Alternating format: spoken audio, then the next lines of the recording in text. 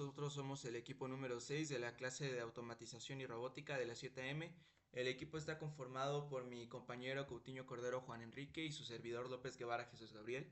Vamos a presentar lo que es la práctica número 1 de la unidad 4 sobre PLCs. En este caso, dentro de esta primera práctica se pretende aprender más sobre lo que es la lógica booleana y su aplicación dentro de un entorno de programación de PLCs. En este caso vamos a ver 7 circuitos distintos que vamos a verlos representados primero en lo que es el diagrama de funciones. Aquí tenemos lo que es una conexión directa. Tenemos aquí donde utilizamos un bloque lógico AND. Aquí pues se utilizó un bloque NAND, que es lo contrario al AND. En este lado tenemos lo que es un bloque NOT. Luego tenemos un OR. Luego tenemos un NOR. Y luego tenemos un XOR. Ahora, vamos a comenzar explicando con la simulación del primer circuito. En este caso, vemos cómo hay ciertas bobinas que están prendidas y eso lo vamos a ver más adelante, el por qué es que sucede de esta manera.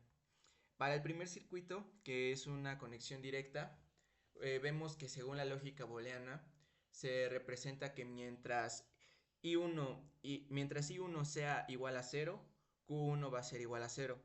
Pero cuando I1 sea igual a 1, Q1 va a ser igual a 1. ¿Qué significa esto? Que cuando se mantenga el interruptor apagado de I1, Q1 va a estar apagado. Pero cuando nosotros mandemos una señal, en este caso la activación del interruptor I1, vamos a ver cómo se va a prender automáticamente la bobina Q1. Aquí tenemos el interruptor I1, entonces si yo lo presiono, se va a prender la bobina Q1. Y vemos que así sucede. Comienza a pasar la corriente y se prende la primera bobina. Entonces, vemos que según la lógica booleana sí funciona correctamente, según la tabla de verdad que acabamos de explicar, se cumple. Ahora vamos con lo que es el segundo circuito. Dentro de este segundo circuito, como les mencionaba, tenemos un bloque lógico AND, que es este de aquí. Entonces aquí conectamos dos entradas, que es I2 e I3, a sus terminales. Y en la parte derecha conectamos la salida, que en este caso es Q2. ¿Qué pasa aquí? Tenemos una tabla de verdad que nos menciona que cuando I2 e I3 sea igual a 0, la salida Q2 va a ser igual a 0 también. Cuando I2 sea 0 e I3 sea 1, vamos a verlo, I2 sea 0 e I3 sea igual a 1, se va a mantener Q2 en 0. Entonces, como vemos, es cierto porque no se prende. Ahora, si yo tengo al contrario I2 prendida, pero I3 apagado, vemos que también Q2 va a ser igual a 0. Entonces esto también se cumple. I2 es igual a 1, I3 es igual a 0, por lo que Q2 es igual a 0. Pero si yo tengo I2 prendida e I3 prendida, vemos que Q2 va a ser prendida también. Se va a prender esta bobina, ¿no? Cuando nosotros activemos estos dos interruptores es que se va a poder prender la bobina Q2. Y esto corresponde a, según la tabla de verdad, a que cuando I2 sea igual a 1 e I3 sea igual a 1, Q2 va a ser igual a 1, lo que representa que va a estar prendida, como lo vemos en nuestro circuito. Ahora vamos al siguiente, que en este caso es la implementación de NAND. Este bloque NAND es un bloque de negación.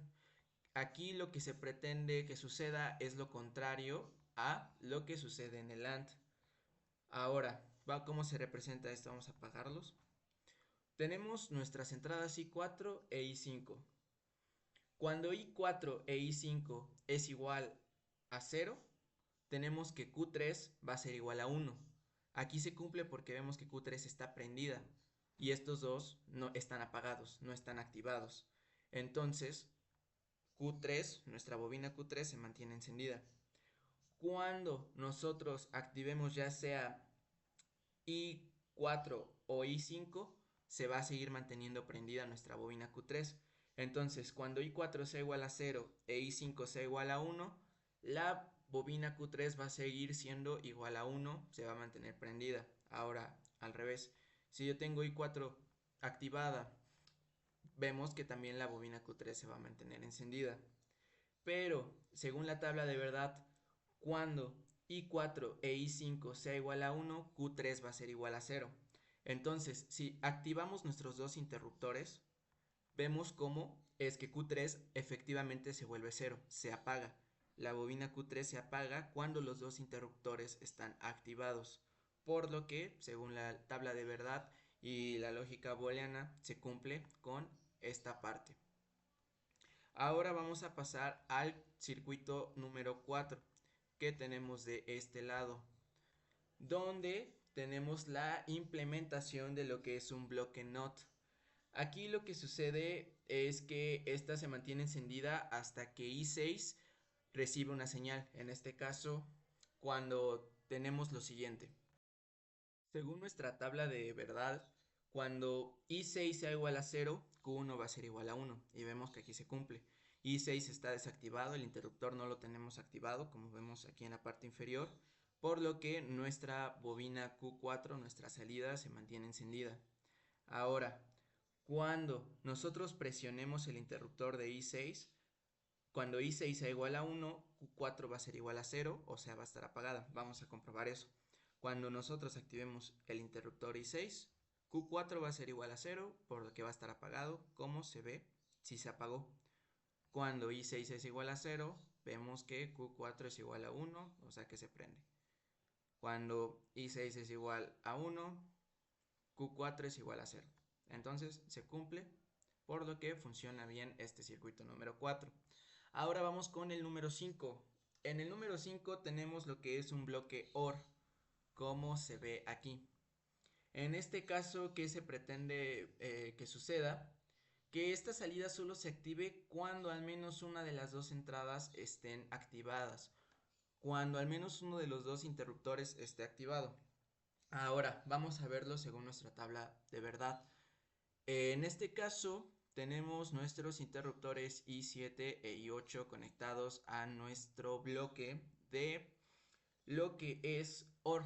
Y este está conectado a nuestra salida Q5. Ahora, cuando I7 e I8 es igual a 0, Q5 es igual a 0. Es lo que tenemos aquí.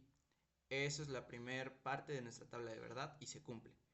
Cuando I7 e I8 es igual a 0, Q5 es igual a 0. Ahora, la siguiente nos dice que cuando I7 es igual a 0, pero I8 es igual a 1, Q5 va a ser igual a 1, o sea que Q5 va a estar prendido. Entonces, I7 igual a 0, I8 igual a 1, entonces Q5 igual a 1, o sea que se prende. Bueno, se cumplió esa condición. Ahora al revés, activamos I7 y debería pasar lo mismo. Cuando I7 sea igual a 1 y I8 sea igual a 0, Q5 va a ser igual a 1. Y esto es correcto porque nuestra bobina Q5 se prende. Entonces también se cumple esta parte.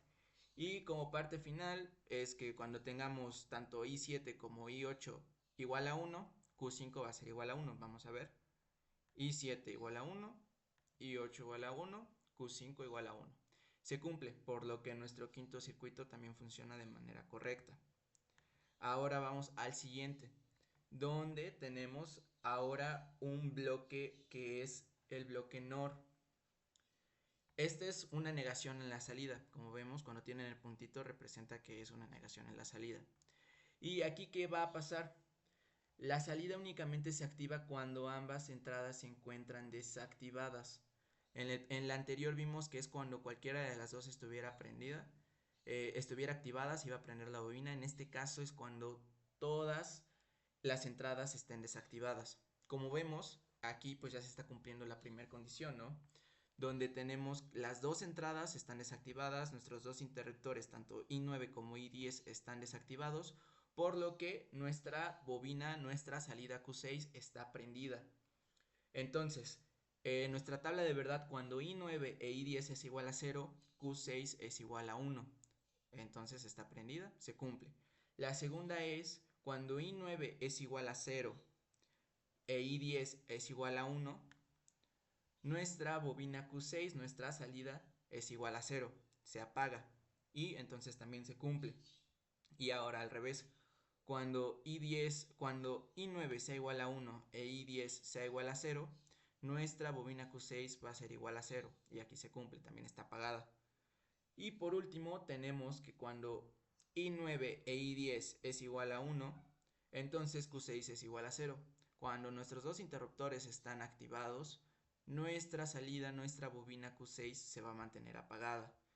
Pero cuando yo desactive I9 e I10 es cuando se cumple que nuestra bobina se prenda. Entonces así vemos cómo es que también nuestro sexto circuito funciona de manera adecuada. Y ahora pasamos al último. En este caso, el último, estamos hablando de un bloque XOR, un bloque XOR. En este caso tenemos dos entradas, que es I11 e I12, que están conectados a nuestro bloque XOR, y tenemos una salida Q7. En este caso lo que se busca es que solo se active cuando las entradas son diferentes. Cuando las entradas sean iguales, se va a mantener apagado nuestra salida. Se va a mantener apagada nuestra salida Q7. Entonces, en este caso tenemos las dos prendidas. Vamos a apagarlas para comenzar.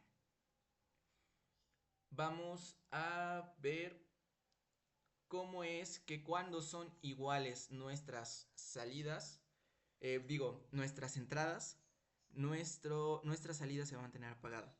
Entonces, en este caso tenemos que I11 e I12 es igual a 0, por lo que Q7 también va a ser igual a 0. Ahora, cuando I11 es igual a 0 e I12 es igual a 1, vemos que se prende nuestra bobina Q7 porque es igual a 1.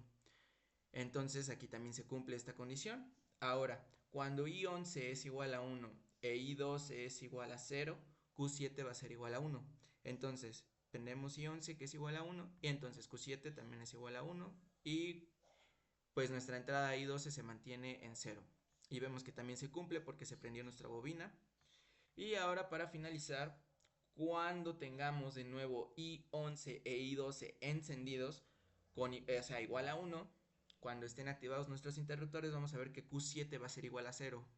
Porque pues vamos a tener que los dos interruptores van a estar con la misma marca, por lo que nuestra bobina se va a mantener apagada. Prendemos 1, prendemos 2 y vemos cómo se apaga Q7, entonces también se cumple esto según nuestra tabla de verdad.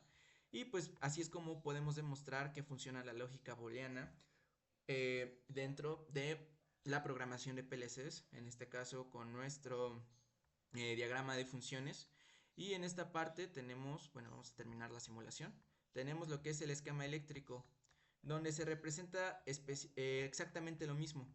Aquí tenemos una función, la cual nos permite convertir, en este caso, lo que es nuestro diagrama de funciones a nuestro esquema eléctrico, donde se ven pues las conexiones reales, ¿no?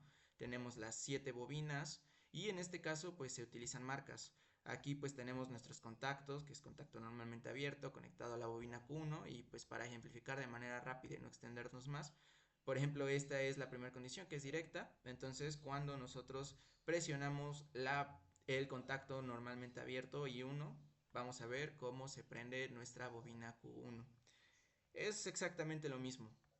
En este caso pues estas son es nuestra AND, que tenemos aquí dos contactos conectados simultáneamente que están conectados a nuestra salida Q2 y vemos que cuando solo está prendido en este caso I2 no termina de pasar la corriente, por lo que no se prende, tienen que estar prendidos los dos, bueno, activadas los dos contactos para que se pueda prender Q2. Entonces, si yo prendo I1 e I3 los activo, vemos como Q2 se prende. Y pues básicamente es esto, solo que aquí también tenemos la representación en el esquema eléctrico, pero pues ya lo demás lo explicamos en lo que es el diagrama de funciones que tenemos aquí. Y pues eso sería todo por mi parte, muchas gracias por su atención, nos vemos en la práctica número 2.